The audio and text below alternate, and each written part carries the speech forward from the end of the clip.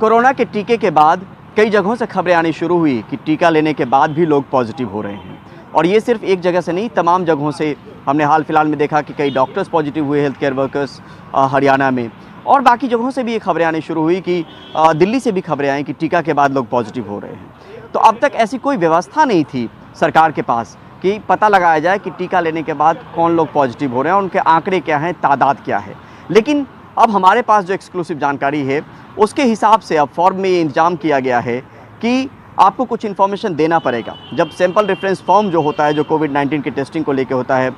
उसमें आपको कुछ जानकारियाँ देनी पड़ेगी ताकि स्वास्थ्य मंत्रालय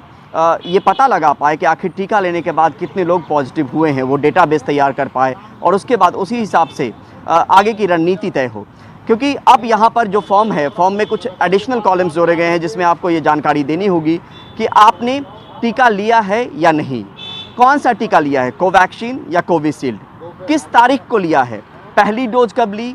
अगर दूसरी डोज ली है तो वो कब ली है। तो ये तमाम जानकारी के दम पे अब स्वास्थ्य मंत्रालय इस बात को लेकर आकलन करेगा कि आखिर देश भर में कोरोना का टीका लेने के बाद कितने लोग पॉजिटिव हो रहे हैं और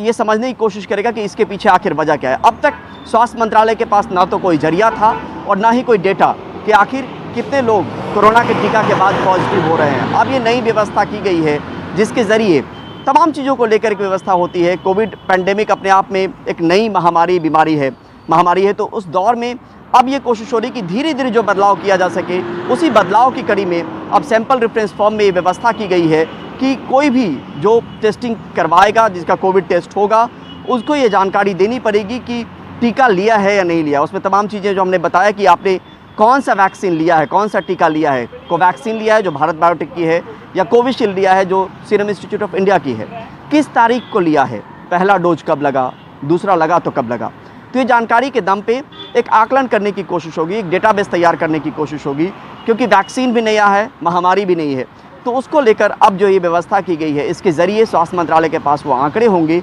जिसके आधार पर वो कोई नतीजा निकाल पाएगी कि आखिर वैक्सीनेशन के बाद किस तरीके से लोग पॉजिटिव हो रहे हैं। स्वास्थ्य मंत्रालय ने ये भी कहा कि टीका लेने का ये मतलब कतई नहीं है कि आप में हर्ड इम्यूनिटी बन गई। ये बात सीधे तौर पे स्वास्थ्य मंत्रालय ने प्रेस ब्रीफिंग में कहा कि हर्ड इम्यूनिटी नहीं बनती है, यानी आपने टीका ले लिया तो ऐसा नहीं कि आपको कोविड होगा नहीं, कोरोना होगा नहीं, लेकिन उसके चांसेस घट जाते हैं। जब फर्टिलिटी की बात आती है, मोर्टिलिटी की बात आती है, तो आपको प्रोटेक्ट करता है एक तरीके से बीमारी से। यानी अभी भी रिसर्च का जो दौर है, जो शोध का दौर है, वो फ़िलहाल चल रहा है और ये चीज़ें अब इस पे किसी नतीजे पे पहुंचने से पहले आपके पास डेटा होना बहुत ज़रूरी है, क्या, ताकि किस वैक्सीन से ज़्यादा लोगों ने ये जानकारी भी मिलेगी, किस वैक्सीन को लेने के बाद लोग पॉजिटिव ज़्यादा हो रहे हैं, ये भी जानकारी आएगी और ये भी पता चलेगा कि उनकी तादाद, उनके नंबर्स कितने हैं देश भर में। क्योंकि अब आपको जब भी कोरोना का टेस्ट करवाना होता है तो RT-PCR टेस्ट सबसे अहम टेस्ट माना जाता है और उस टेस्ट के कॉलम में ये उस टेस्ट के फॉर्म में, सैंपल रेफरेंस फॉर्म में अब ये नया कॉलम जोड़ा गया है। तो अब भी जो है वो फ़िलहाल शोध ज़रूर चल रहा है, लेकिन ये बात ज़रूर है कि टीकाकरण के बढ़ावा देने के पीछे कि टीका लेने के बाद आप में आपकी स्थिति ख़राब होने की गुंजाइश बहुत घट जाती है। आप जो है बहुत ज़्यादा उस तरीके से बीमार नहीं पड़ेंगे जो लाइफ थ्रेटनिंग हो। तो ये तमाम चीज़ों को लेकर अब जो है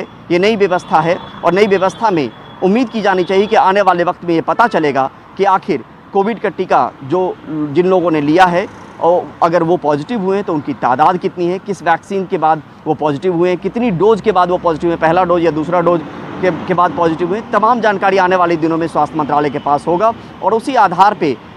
जो शोध करने वाली कंपनी है उनको भी ये डाटा साझा किया जाएगा और ये मुमकिन है कि एक नतीजा निकाल पाए स्वास्थ्य मंत्रालय कि आखिर ऐसा क्यों हो रहा है।